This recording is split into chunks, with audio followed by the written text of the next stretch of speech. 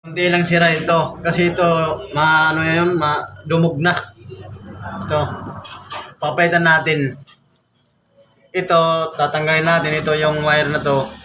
Tsaka mayroong dyan maliit na tornilyo, ganyang kataas. Ito naman, susukatin natin dyan. Tatanggalin natin to, yung maliit na wire. Bago tanggalin natin yung wire, tatanggalin na yung tornilyo natin. Parang hindi natatanggal, boss. Matigas.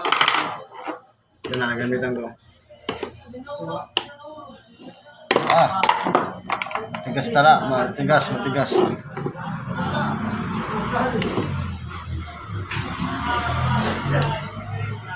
Guys, tingnan nyo guys yung kanyang charger. Kakaiba guys. Double purpose. Naka-dual yung kanyang charger. Ito yung kanyang ulo-ulo. Ito naman yung kanyang charger guys. Grabe guys. Hindi daw siya na ground sa kanyang inimbentong charger. Dual purpose type C. At ito naka-direct to sa wire ng kanyang clipper. Kakaiba guys, siya lang yung naka-invento nito guys. Pagawa na kayo guys ng ganitong charger, dual purpose. Sige. Ito guys, pinutol ko to. Para ito naman yung ang lagay ng tornilyo, ganito. Ito maliit. Yung tornilyo pinapasok. Tatanggalin natin ito, yung babaklasin natin yung kanyang balat. Ito. Meron na. Ito. Tapos, i-slice natin yung wire. Ganito. Kunti lang.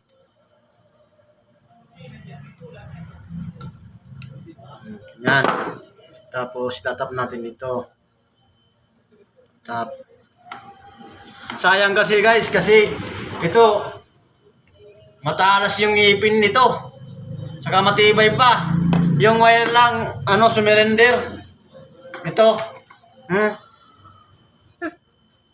Baga sunod na yung wire natin papalitan na ng bago kapag mayroong ng kuryente, maganon.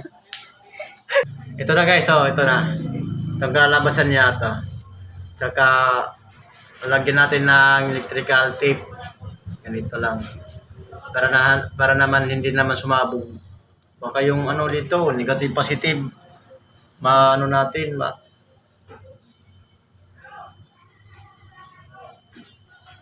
Ganito lang guys, simple lang.